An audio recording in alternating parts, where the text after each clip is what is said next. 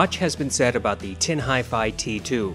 One thing is true, not everyone loves them. But some people claim that the $40 T2 sounds almost as good as the Campfire Audio Andromeda, which is handmade and sells for about $1,100.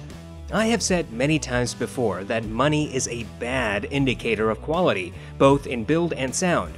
Cheaper products can, have, and will continue to compete with much more costly rivals. But I am not a fan of promoting products for the Amazon link clicks. To be sure, plenty of people clicked on the T2 links.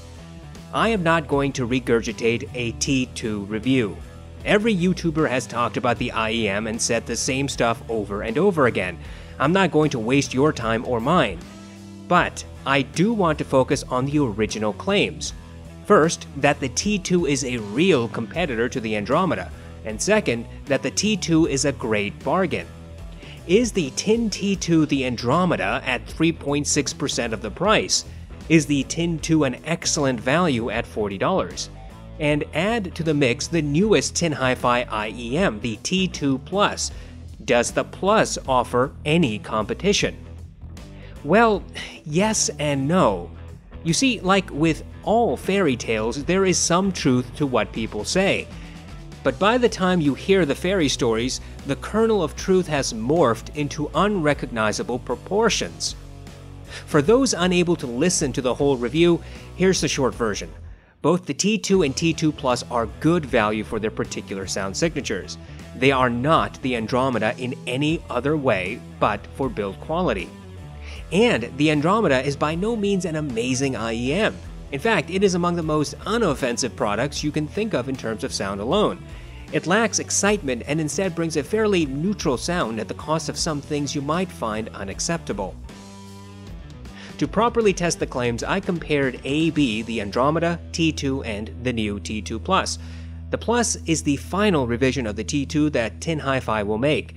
The Plus is supposed to be a refinement of the T2. The Plus offers more bass emphasis and gentler treble. The Plus also comes in a very different enclosure than the T2. I tested all three IEMs using their stock ear tips.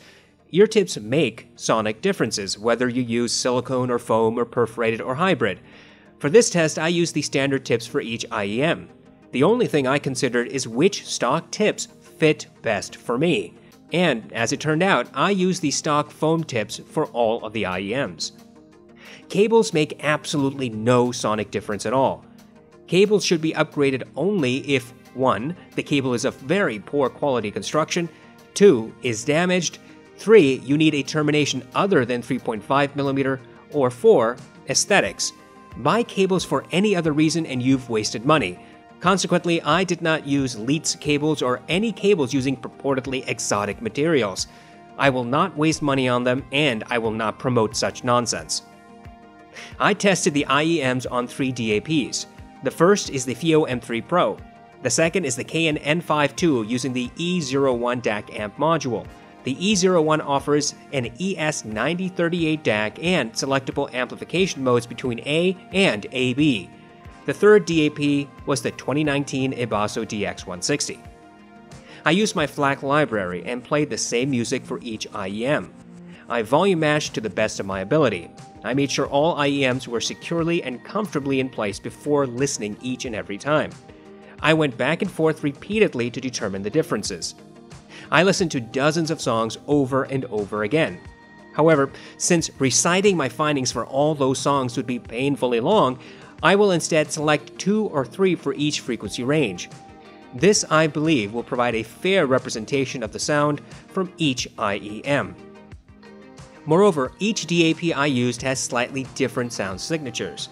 However, my impressions are based upon the total impression from use on each DAP, and I did not use any EQ. Overall, your mileage will vary depending on the songs you listen to, the recording quality of those songs, and the ear tips you eventually use. Let's talk about the build. The build of all 3 IEMs is great. Tin HiFi provides products that are solid as a rock. Both have some weight, but neither is so heavy that they feel hard to wear. The T2 and Plus have casings that are either pressure sealed or glued. In contrast, the Andromeda has screws. This, of course, makes the Andromeda far easier to service, repair, and modify. Fit and comfort are individual assessments. However, in my opinion, all three IEMs cause no discomfort. If I were to rate comfort subjectively, I would say that the Plus is the most comfortable, followed by the Andromeda, and finally the T2. I believe the T2's shape does not allow it to rest against the inside of my ear, which requires readjustment of the IEMs from time to time. Overall, all three IEMs look and feel top-notch. An $1,100 IEM like the Andromeda should be at least this well built. And Tin Hi-Fi's construction should be commended. In this regard, the Chinese company shows it can make sturdy products without charging exorbitantly. I must emphasize that I find IEM cables to be less than stellar on these IEMs. It is rare that a company includes supple cables with its IEMs. Consequently, neither Tin Hi-Fi nor Campfire Audio provide cables that I would consider as top-notch. They all do a good job, but none is soft to the touch. They all have plastic coating, which I tend to dislike. This, however, is a rather small gripe. As for accessories, Campfire Audio wins hands down. The supple leather case and the particular attention to how everything is packaged shouts the price tag. However, the Tin Hi-Fi products are equally acceptable considering their prices. Let's talk about the sound, and specifically the bass, first. The bass response for all three IEMs is different, and noticeably so. Up first is the Andromeda. This IEM has a very fast, neutral bass response. There is little sub-bass rumble. In fact, there appears to be a roll-off that prevents sub-bass from interacting from mid-bass. There is some melding between bass and mids, however. The Andromeda seems to have a mid-bass emphasis that clearly outshines the sub-bass when it is actually present, that is. When I listened to numerous songs by Hazel English, I heard the drums with very quick transients. There was just a hint of impact with each drum strike. The drums sounded as if they were about 10 feet away from me. There was good texture and separation among the consecutive drum strikes. On Mountains by Hans Zimmer, it was painfully obvious that the Andromeda does not reproduce sub-bass. No matter how loudly I listened, the sub-bass rumble at the beginning of the song was entirely missing. Switch from A to AB amplification on the Cayenne, and nothing in this regard altered the sub-bass lack. Switching from one amplification mode to another did not increase or decrease sub-bass presence on the Andromeda. Bass decay was different, on the other hand. On the positive side, when the crescendo hits in Mountains, the organ did not overwhelm the sound too much. Detail was still missing, however. Separation of instruments was difficult to ascertain. Some instruments sounded clearer than others. Typically, with headphones and IEMs, it's hard to hear the numerous instruments because the organ is represented too loudly, but that is not the culprit here with the Andromeda. Instead, the separation of the mids and upper mid instruments is simply not excellent. It is pleasant, but not an analytical tone. It is neutral, but not precise. It is natural and forgiving. You could easily hide an off-note instrument since it will meld with the others. I then switched to the Tin T2. I replayed the same Hazel English songs. I heard the drum strikes a little differently than I had with the Andromeda. Going back and forth, I had the impression that the T2 had slightly harder drum impact by minor degrees, and it also had slightly slower decay. There was some bass and mids interaction, very similar to what I heard with the Andromeda.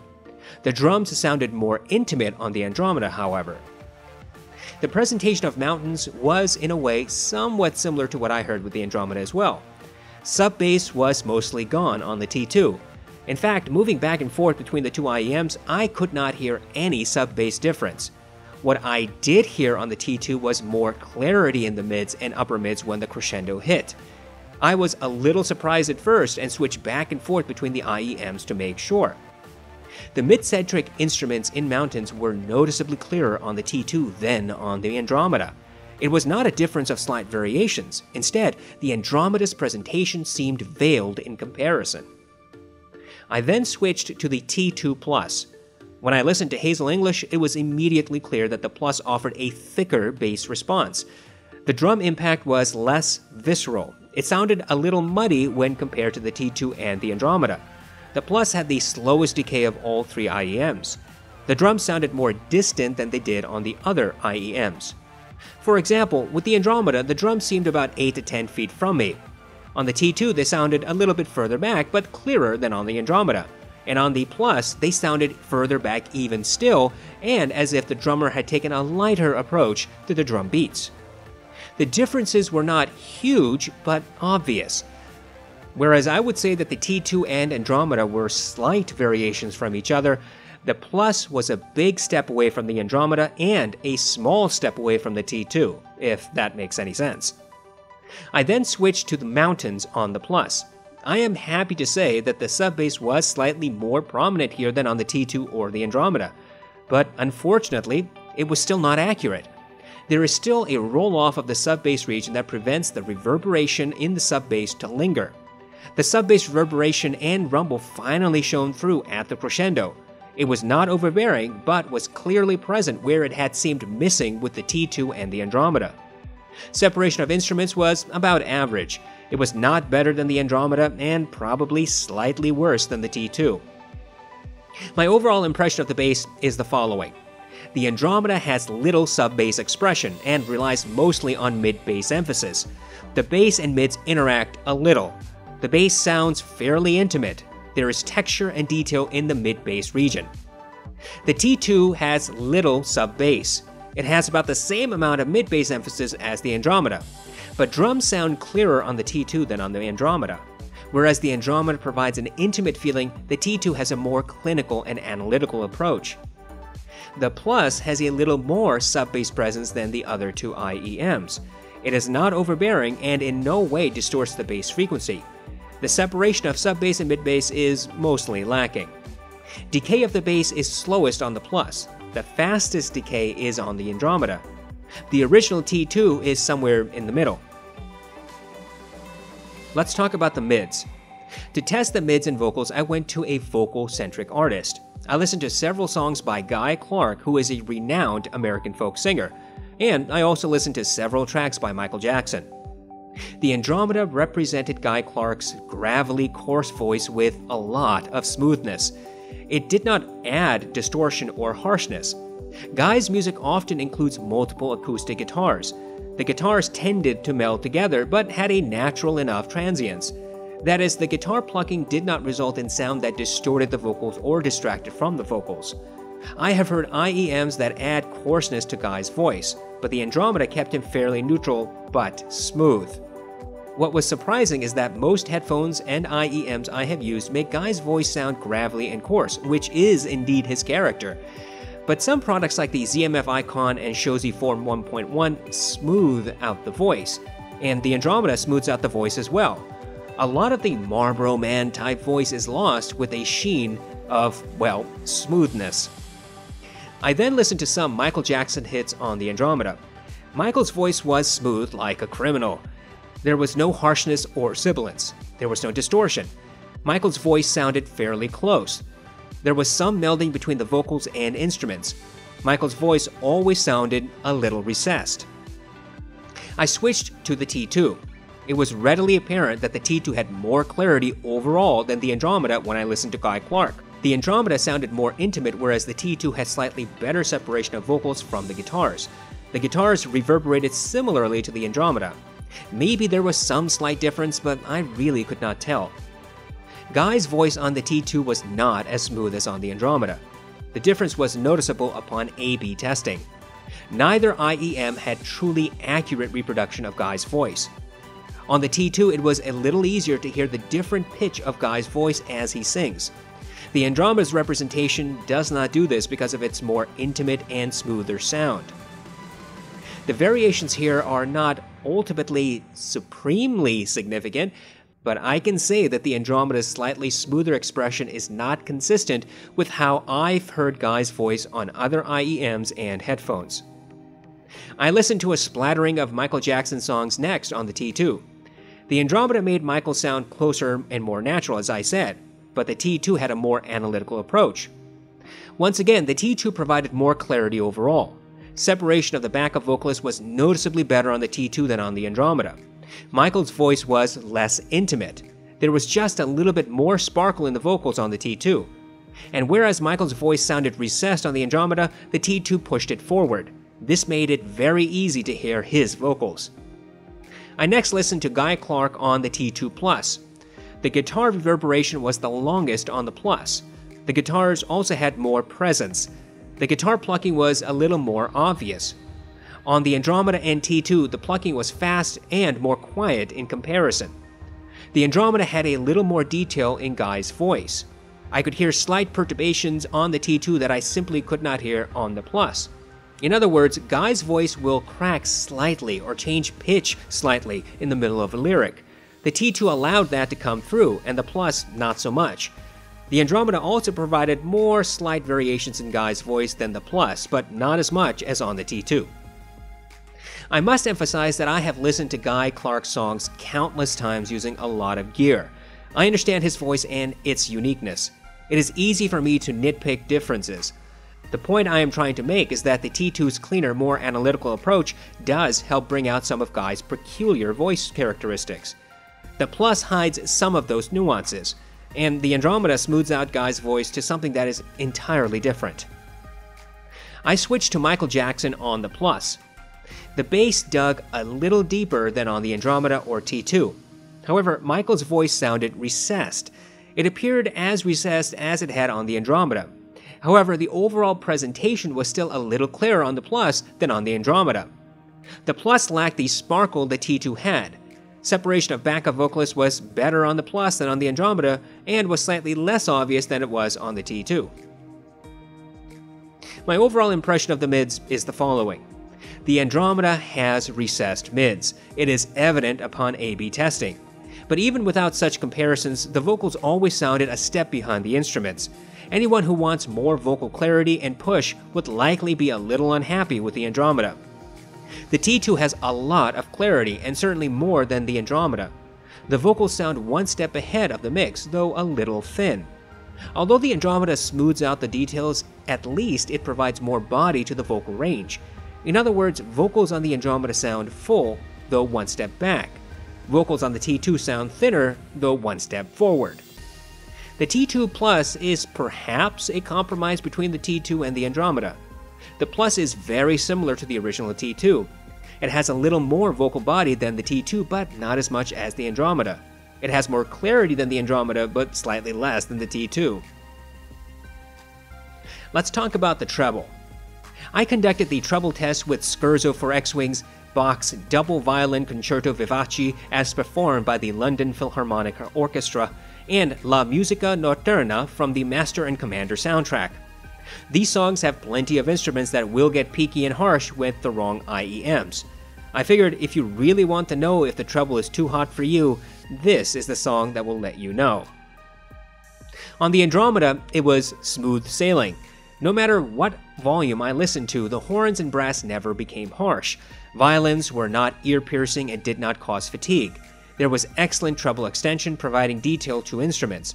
But nothing sounded distorted, and I did not feel as if I needed to turn down the volume. Separation of instruments was about average, however. I could not discern individual instruments in a group set.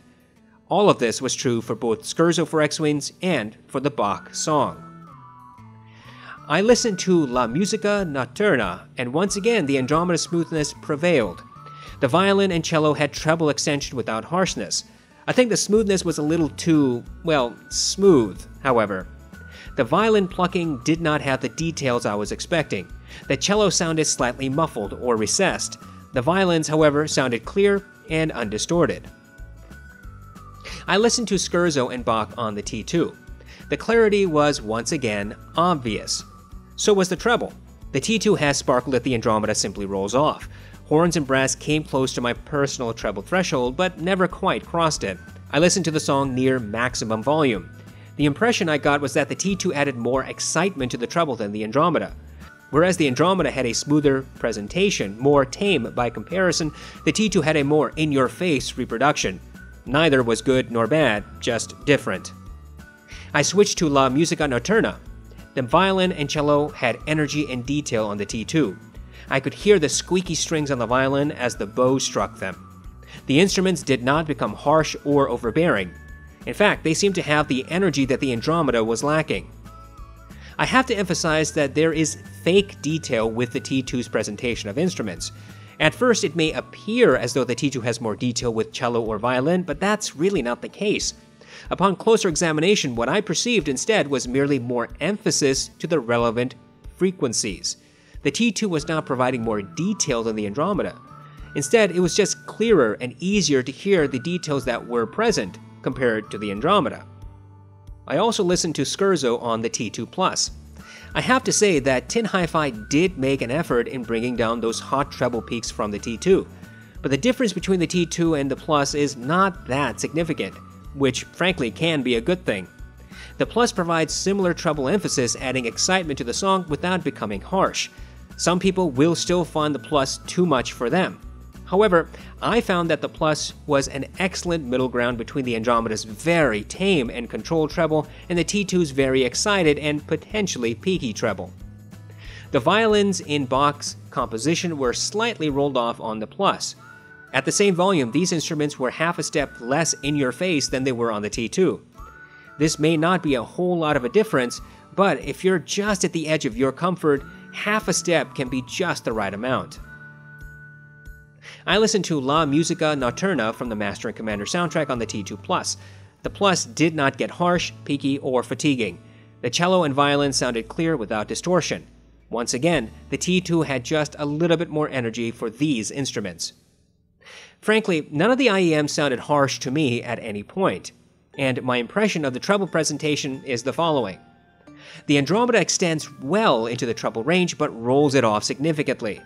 It is very easy to listen to, but at the cost of accuracy with some instruments. Obviously, violins, cello, horn, brass should not sound harsh, but they also have a timbre that pierces through other sounds.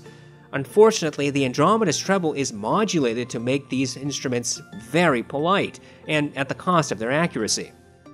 The T2 can be too hot for some. If you are sensitive to sibilants, the T2 will be fatiguing. The treble is accentuated compared to the Andromeda.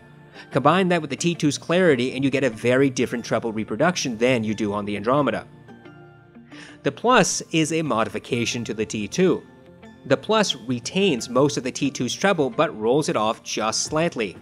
The clarity is mostly intact, but I could still tell a slight difference. The T2 Plus is not as clear as the T2, but this is by marginal accounts. Let's talk about Soundstage. There is no doubt that the Andromeda has the smallest soundstage of all three IEMs. The T2 has rather wide soundstage, the type that few IEMs can achieve. The Plus comes next and has a little less than the T2. This is likely due to the more prominent bass and decreased treble on the Plus. The Andromeda isn't claustrophobic, yet its soundstage is no more than average. The T2 has a broader soundstage that opens up and allows sounds to decay more smoothly. It's the difference between your bedroom and the living room. Here is how I would describe the soundstage of all three. The Andromeda sounds like excellent bookshelf speakers that are sitting about 4 feet from you. The T2 Plus sounds like good speakers that are about 8 feet from you. And the T2 sounds like good speakers that are about 10 feet from you. The further the speakers, the wider the sound appears. The closer the speakers, the more intimate and thicker the sound appears. There is no correct answer, just obvious differences. Let's talk music pairings. Some reviewers will try to give their impressions of music pairings for headphones and IEMs. In other words, some will tell you that a certain piece of gear should be used with a specific type of music. I will not. I do not think that is helpful since it is entirely subjective.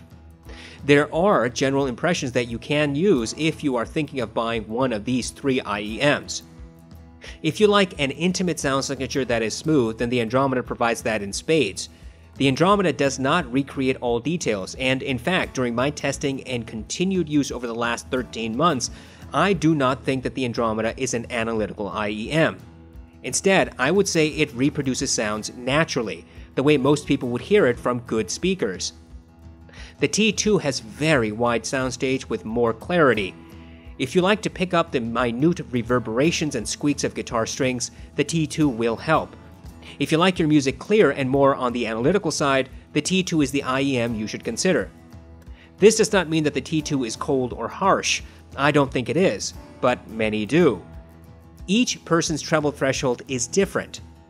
Moreover, the type of songs you listen to and at what volume contributes mightily to the question. The T2 Plus is a compromise that takes some of the smoothness of the Andromeda and combines it with some of the clarity of the T2. But make no mistake, the T2 Plus is very similar to the T2. The house tuning is evident. The Plus is not as smooth as the Andromeda, but neither is it as peaky as the T2. With all this in mind, you can hopefully imagine the type of music you listen to and how it might sound on these IEMs. Let's talk a little bit about the Tin Hi-Fi T2 versus the T2 Plus. I think it is worthwhile to talk briefly about the T2 against the T2 Plus. Linsol Audio's webpage for the Plus says that the Plus was designed to have a more refined sound than its predecessors. The Plus is supposed to dig deeper into the bass. The Plus is supposed to have faster transients and smoother treble. Some of this is true. I do not think that the Plus has transients that is faster than the T2. In fact, I would say it is a tiny bit slower than the T2. The T2 decays faster, especially with bass and mids. In regards to the other claims, I think I would agree. The Plus does dig a little deeper into the sub-bass and does have smoother treble. I also agree that the treble is not flattened, but more controlled than the T2. You could call it a refinement, but someone else could also call the Plus a degradation. It all depends on your particular preference. I have not heard the T3 or T4, and I cannot comment about those IEMs. But it appears to me that after the T2, people were not really getting what they wanted from Tin Hi-Fi. The Plus evidently is Tin Hi-Fi addressing some of the concerns, specifically about the T2, T3, and T4's hot treble. I think overall the Plus does succeed in this regard. I also find that the Plus is more comfortable to wear than the T2. The shape of the housing is more in line with other IEMs. The shape generally contours to the inside of my ear. The Plus is far less prone to snag and to popping out of the ear than the T2 is. If you already like the T2, I simply cannot think of any reason to buy the Plus. The changes it brings are minor. If you fundamentally dislike the T2, I cannot think of any reason for you to buy the Plus. It doesn't change enough to make it significantly different from the T2. But if you like the T2 and wish the treble was slightly more controlled, or if you have never purchased the Tin Hi-Fi product before, then I would suggest looking at the Plus. Those who want smoother, calmer treble with wide soundstage and clarity don't need to go beyond the price of the Plus. But all of this comes at some cost. That cost is the same one which hounds the T2. Both IEMs are not particularly good at detail. Their clarity is commendable and quite addictive, but clarity is not the same as detail retrieval. The plucking of string instruments, the nuanced quivering of vocals, the micro details in a mix are either subdued or missing entirely. The Tin Hi-Fi IEMs are not for critical listening. They may sound clinical, but they are not actually discerning. I say both are clinical because both IEMs have rolled off bass and thin mids. Vocal presence is rather dry and can be shrill depending on the song. The Andromeda, in contrast, has thicker mids that sound more natural. Unfortunately, the Andromeda has recessed mids. Let's discuss value.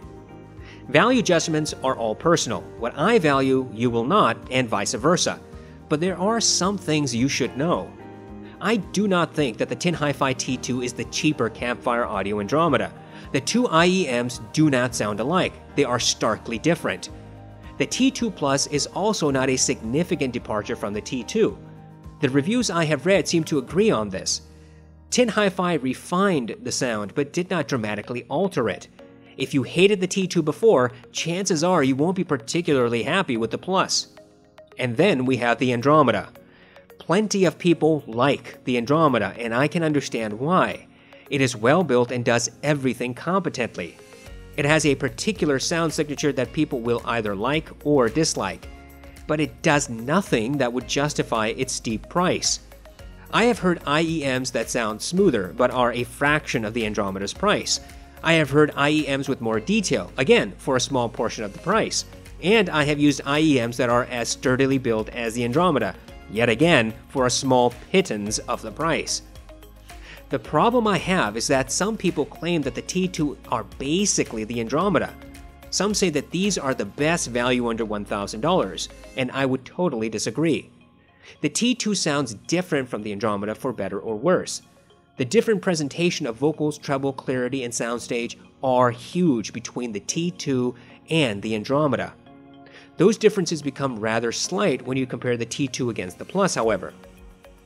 I do not want to beat a dead horse, but I also do not want anyone continuing with a misunderstanding. Neither tin HiFi product is an understudy for the Andromeda. Now, what you value is totally up to you, but if you ask for my subjective opinion, here it is. I think that the T2 is a decent IEM whose most redeeming quality are its clarity and soundstage. I find its comfort and overall sound signature about average. The sound does not excite me, nor does it bore me. If the T2 did not have its treble energy and clarity, I would dismiss this IEM as nothing more than boring. The T2 Plus is simply a smoother T2 with more bass oomph. Personally, I think that the only redeeming value of the Plus is its comfort. The toned-down treble is not that different from the T2, but in doing so, tin HiFi lost some of the sparkle that elevated some recordings on the T2. Moreover, the bass emphasis is more boomy and less textured, which is not really my style. The bass on the Plus is not more impactful, just slightly louder. And even though tin HiFi might boast that the T2 Plus can go down to 10 Hz, it really doesn't have much presence in practice. And then there's the Andromeda. Look, if I knew what it sounded like before I bought it, had I heard it myself, I would not have purchased it. The Andromeda's smooth presentation is certainly enjoyable, and I get much pleasure using it with jazz recordings. But for everything else, the Andromeda kind of fails. It doesn't have the bass reproduction I want. It doesn't have the clarity and soundstage I want, and it certainly is not the most comfortable IEM that I want it to be. I mentioned this before. The Andromeda does things competently, but it does not excel. It controls the bass and treble really well. It has a natural presentation of vocals, but the recessed mids and lack of sparkle make for an IEM that simply isn't exciting for every genre. And the lack of sub-bass means that you cannot use it with bass-heavy songs. In other words, the Andromeda is not a jack of all trades.